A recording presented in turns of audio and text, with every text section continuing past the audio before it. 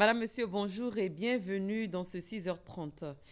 Hier, 9 octobre, le monde entier a célébré la journée du handicap, une journée consacrée aux personnes incapables de réaliser quelque chose du fait de difficultés morales, intellectuelles ou physiques. Dans ce reportage qui va suivre, l'attention est portée sur les non-voyants. Notre reporter Moussa Konaté est allé dans leur univers. Il a tenté de savoir comment ils mènent des activités en dépit de leur handicap pour s'affirmer et s'offrir une identité dans la société. Une paire de lunettes pour se mettre à l'abri des regards. Jean-Luc est non-voyant depuis le bas âge. Aujourd'hui, la quarantaine révolue. Il ne vit pas sous le poids de son sort. Malgré son handicap, il ne perd pas le fil des doigts pour jouer des notes de piano.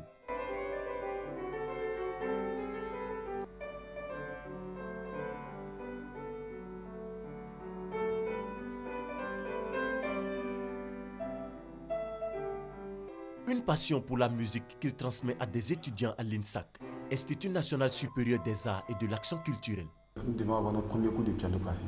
Et j'arrive en classe, je vois un professeur qui est assis sur le piano. Et puis bon, il est non-voyant.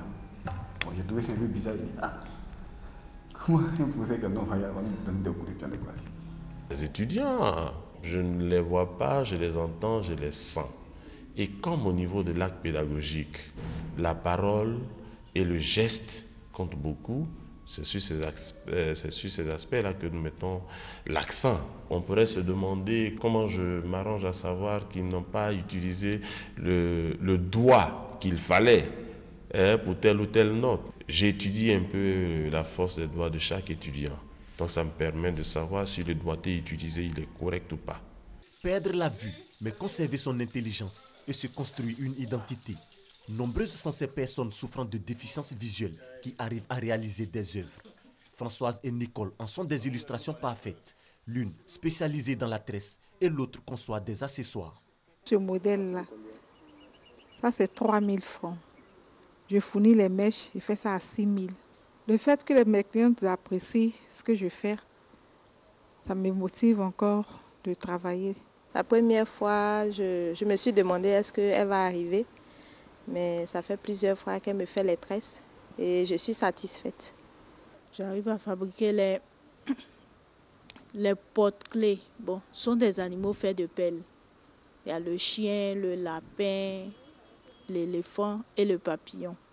Il y a aussi les napperons pour les tables centrales et aussi les colliers pour les dames. C'est possible pour nous aussi de pouvoir avancer, montrer que l'handicap n'est pas un frein. Le handicap, pas un frein pour exprimer son talent. Retranché avec sa famille à Djibi Village sur la route d'Alépé, François fait de l'élevage. L'activité semble bien lui réussir. On vient de finir une production, nous sommes en phase de vide sanitaire. Ça s'apprend comment se déplacer dans la ferme sans marcher sur les poulets. On ne se chausse pas quand tu entres dans la ferme et il faut se déplacer avec délicatesse. Délicatesse et ce qui te permet de sentir les poulets quand ils viennent vers toi. Parce que si tu es chaussé, ce n'est pas évident de sentir les sujets qui viennent ou que tu vas toucher avec tes pieds. Donc, tu rentres sans des chaussures. Mais en l'appréciant, en le prenant aussi dans les bras, tu peux apprécier un peu les formes, voir s'ils évoluent. Bon, je me fais aider par un jeune homme que j'ai engagé. Le handicap peut cacher des compétences. Seule la volonté et la détermination permettent à ces personnes déjà défavorisées de mieux s'exprimer. Les prouesses réalisées par ces non-voyants le confirment. Le handicap n'est donc pas une fatalité.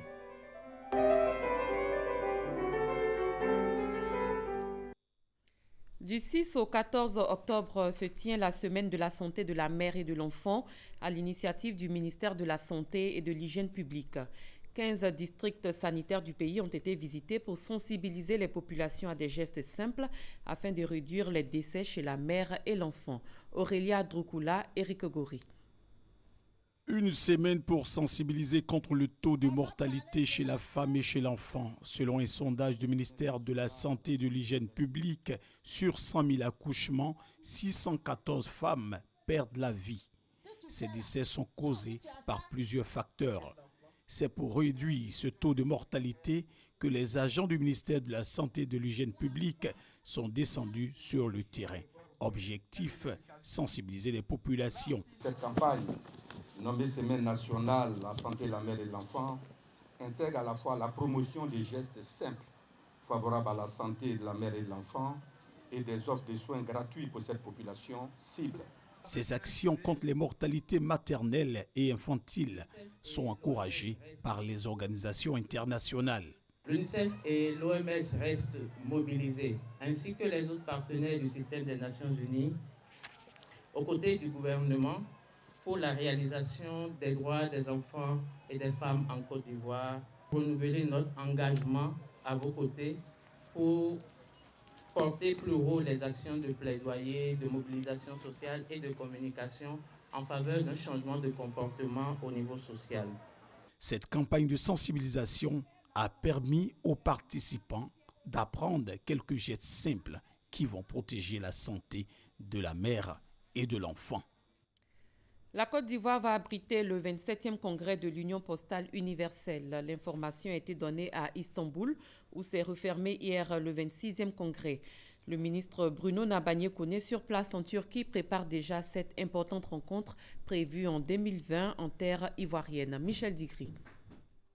Le rideau s'est refermé sur le 26e congrès de l'Union postale universelle. Mais en 2020 à Abidjan, le ministre Bruno Koné veut faire mieux que les assises d'Istanbul. Pour relever ce challenge, il a eu plusieurs séances de travail avec les ministres en charge de la poste de différents États. Ceux de la Chine, de la Turquie et de la Tunisie ont promis à apporter le soutien de leur pays pour la réussite du 27e congrès de l'UPU en Côte d'Ivoire. C'est le défi de toute la Côte d'Ivoire, c'est même le défi de l'Afrique. Il nous faut réussir ce congrès. C'est une question de crédibilité pour nous-mêmes. Nous ajouterons une touche africaine, une touche ivoirienne pour faire de ce congrès un congrès inoubliable pour l'ensemble de la famille postale mondiale. La Poste de Côte d'Ivoire fera également sa mue pour accueillir l'événement. Notre ambition d'accueillir le congrès était sous-tendue par une autre ambition, celle de refaire de la Poste de Côte d'Ivoire une grande poste, une poste à la mesure des attentes des clients, une poste au même niveau que les meilleures postes dans le monde. C'est à ce prix-là que nous pourrons être dignes de recevoir la grande famille postale mondiale à Abidjan. Avec son élection au conseil d'administration de l'UPU et sa désignation pour l'organisation du congrès de 2020, la Côte d'Ivoire est de retour et a désormais son mot à dire dans la grande famille postale mondiale. Les 8e Jeux de la francophonie se tiendront en 2017 ici en Côte d'Ivoire. Les travaux de construction du village devant accueillir les participants à ces Jeux ont débuté. Bientôt, un édifice de 33 bâtiments sortira de terre. Issa Yeo, Abou Sanogo. Ce premier coup de pioche marque le début du démarrage des travaux du village des 8e Jeux de la francophonie. Ce village verra le jour à l'Institut national de la jeunesse et des sports, INJS. 33 bâtiments pour un total de 4004 chambres sortiront de terre afin d'accueillir près de 4000 sportifs et artistes et leur staff issus de 80 États et gouvernements membres de l'Organisation internationale de la francophonie, OIF. Selon Pascal Eyi, ingénieur civil des travaux publics et chef des travaux de la construction du village des Jeux de la francophonie, les délais de réalisation de ces travaux seront respectés. Réalisé à 80% avec des panneaux préfabriqués, le village des Jeux est un complexe clé en main qui respecte les normes internationales. Plusieurs services, dont un centre de médecine du sport, 2 gymnases, une piscine, des bâtiments dortoirs, plusieurs terrains de discipline sportive et bien d'autres infrastructures permettront à l'Institut national de la jeunesse et des sports de se hisser au rang des meilleurs centres de l'Afrique de l'Ouest. Le directeur général du Comité national des Jeux de la francophonie se dit satisfait du démarrage des travaux. Que les Ivoiriens soient rassurés, les délais seront tenus et les travaux seront très bien exécutés selon les règles de l'art. Le Bureau national d'études techniques et de développement, BNET, est le maître d'œuvre de l'ensemble des travaux des Jeux. Il a pour mission le contrôle des différentes infrastructures. En bref et en images, la radio Espoir située dans la commune de Port-Bouët a célébré hier ses 25 ans d'existence. La célébration a inclus des prières et des messes d'action de grâce. Le directeur général de cette radio entend à la suite de ce jubilé d'argent en faire une radio professionnelle équipée selon les normes internationales pour une diffusion de qualité. La chancelière allemande a entamé hier une tournée qui l'amènera au Mali, au Niger et en Éthiopie. Au programme de cette visite de 3 jours d'Angela Merkel, des questions de sécurité, d'immigration et de développement. Faisons à présent le tour des points saillants de l'actualité tout au long de la semaine écoulée. 7 sur 7 est un rendez-vous hebdomadaire. Il est proposé par Sidonie Davila. Les bombardements massifs du régime syrien, aidés par la Russie sur Alep, ont suscité l'indignation des pays occidentaux. À bout de patience, Washington jette l'éponge. Lundi, la Maison-Blanche a annoncé qu'elle suspendait ses pourparlers avec la Russie sur un cessez-le-feu. Le mardi, le Parlement européen a adopté la ratification de l'accord de Paris, 610 voix pour, 38 contre. Le Conseil peut alors procéder à l'adoption de la décision des États membres visant à contenir le réchauffement sous le seuil de 2 degrés Celsius. Dans un contexte de crise économique, le Nigeria cherche à renflouer ses caisses. Mercredi, la présidence a confirmé la mise en vente de 2 jets privés appartenant au gouvernement. Le Conseil de sécurité de l'ONU a soutenu unanimement le jeudi le Portugais Antonio Guterres. Il devrait remplacer Ban Ki-moon au secrétariat général des Nations Unies. Le président colombien Juan Manuel Santos s'est vu décerner vendredi à Oslo, en Norvège, le prix Nobel de la paix.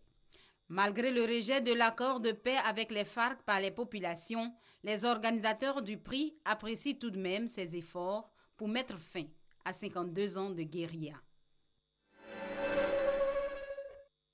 Les résultats des législatives au Maroc, communiqués ce samedi, donnent vainqueur le parti islamique.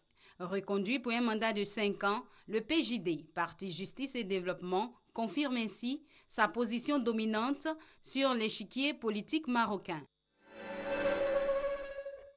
La côte sud-est des États-Unis a sans doute évité le pire. L'intensité de l'ouragan Matthew a baissé d'un cran depuis ce week-end lors de son passage. Rien de comparable en Haïti où l'ouragan Matthew a causé la mort de près de 900 personnes. Le pays a décrété depuis ce dimanche un deuil national de 3 jours. Ce dimanche également, Donald Trump affrontera pour la 2e fois Hillary Clinton. Suite à la révélation de ses propos sexistes, des ténors républicains décident de ne plus voter pour le milliardaire et lui demandent de se retirer de la course présidentielle. Le candidat républicain, ainsi lâché, aborde en très mauvaise posture ce 2e débat télévisé. Et c'est à l'avantage de la candidate démocrate Hillary Clinton qui avait déjà pris une longueur d'avance lors du premier débat le 27 septembre dernier. Le 2e débat entre Hillary Clinton et Donald Trump a bel et bien eu lieu. Il a été virulent et le ton agressif avec des attaques personnelles et des mots très durs. D'entrée de jeu, le candidat républicain a été sur la sellette à cause de la vidéo de 2005 dans laquelle il vantait ses méthodes de drague auprès des femmes et les 2 candidats ont très peu évoqué les dossiers de fond. C'est la fin de ce 6h30. Merci de l'avoir suivi. Excellent début de journée à tous et à toutes.